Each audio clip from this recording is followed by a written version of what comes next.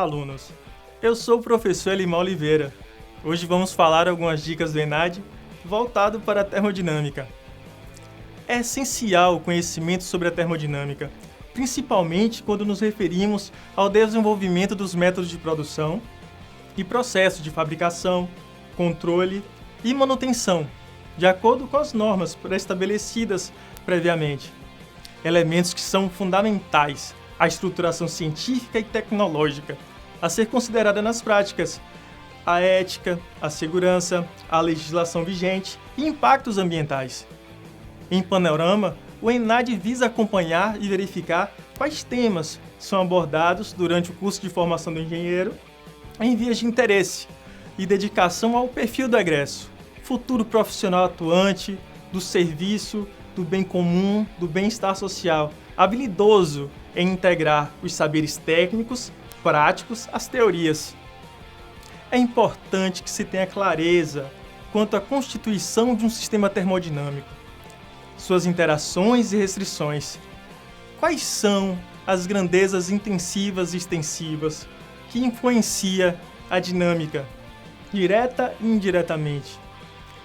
De modo a compreender as possíveis variações nos níveis de energia, é interessante caracterizar determinados processos, de modo a ter-se dados de estado de instabilidade e estabilidade, em um equilíbrio bem definido. As temáticas iniciais abordadas no ENAD versam um sistema ideal, cujo comportamento aproxima de um estado estimado, que poderia ser determinado com a precisão razoável. Também se discorre em fato imprescindível que se tenha consciência da limitação dos modelos e das representações, da distância entre o ideal e o real, tendo em vista as aproximações e a noção que nem todo o sistema é conservativo com relação à energia.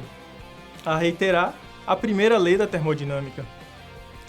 Mas existem escolhas de caminhos entre processos que, a priori, atribui-se em minimizar as perdas consideráveis de energia.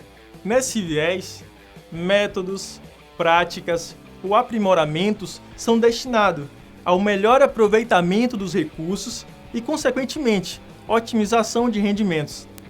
É interessante observar que o conceito de termodinâmica é mais abrangente do que apenas tratar sobre equilíbrio térmico, a reiterar a lei zero da termodinâmica.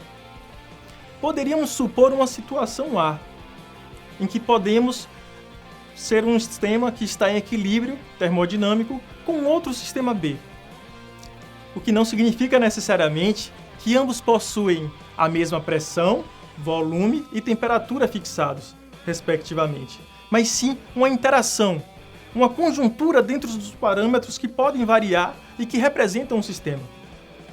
É fundamental também destacar que o fato de uma transformação ser cíclica não implica que esta por si só já seja considerada conservativa. Devemos salientar e nos atentar às diferentes formas de calor, a lembrar do calor latente, ou mesmo do calor sensível, a transferência de calor por condução e radiação, bem como a relação entre a energia interna e o movimento médio da velocidade das suas partículas, em relação direta ao volume e temperatura, certamente associando o trabalho, seja realizado químico ou mecânico. Em revisão, a abordagem realizada na ENAD, devemos analisar com atenção o enunciado da segunda lei da termodinâmica, de modo a poder inferir sobre as condições de equilíbrio de um sistema e a direção natural em que um processo decorre, os critérios de reversibilidade e irreversibilidade, e conhecer os limites físicos existentes para a conversão de energia em trabalho, delineando a entropia como uma função de estado, característica das propriedades dinâmicas do sistema.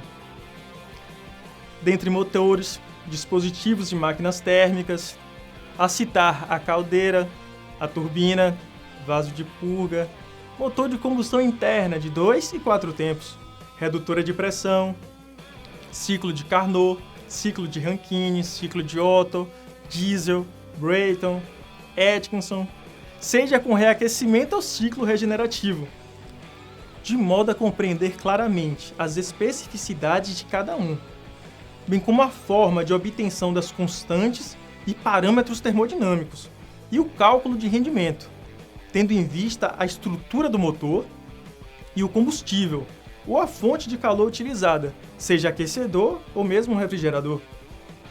Desses parâmetros, conhecer o volume da câmara de combustão, a variação do tempo das válvulas e a razão de compressão é essencial ao cálculo de desempenho e rendimento, característico quando tratamos sobre motores de automóveis. A exemplo, motores que são movidos a gasolina, a álcool ou a gás natural, que em geral operam tendo por base o ciclo de Otto.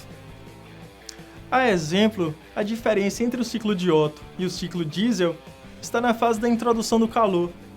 No ciclo de Otto, o calor é introduzido em volume constante, enquanto no ciclo de diesel é realizada a pressão constante. No ciclo de Brayton, a adição de calor também ocorre a pressão constante, mas em geral é utilizado no estudo de turbinas a gás. Dessa forma, métodos são desenvolvidos para aumentar a potência, assim como para aumentar a eficiência. O ciclo de Atkinson, por exemplo, atribuído em alguns casos em motores híbridos, assim como em motores não híbridos. Em análise da termodinâmica na engenharia, é imprescindível que se conheça a teoria de Clausius, o enunciado de Kelvin, a exemplo de suas consequências. A citar o fato da geração de calor por atrito através do trabalho mecânico ser irreversível, tão quanto a expansão livre de um gás, ou a transferência de energia de um corpo de maior temperatura para outro de menor temperatura. Em resumo, a identificação das diversas relações entre as formas de trabalho, de obtenção de calor, de uso sustentável de energia, e implementação em máquinas térmicas e ciclo termodinâmico.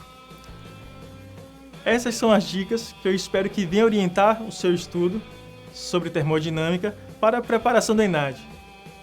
Boa sorte, nos vemos em um próximo vídeo.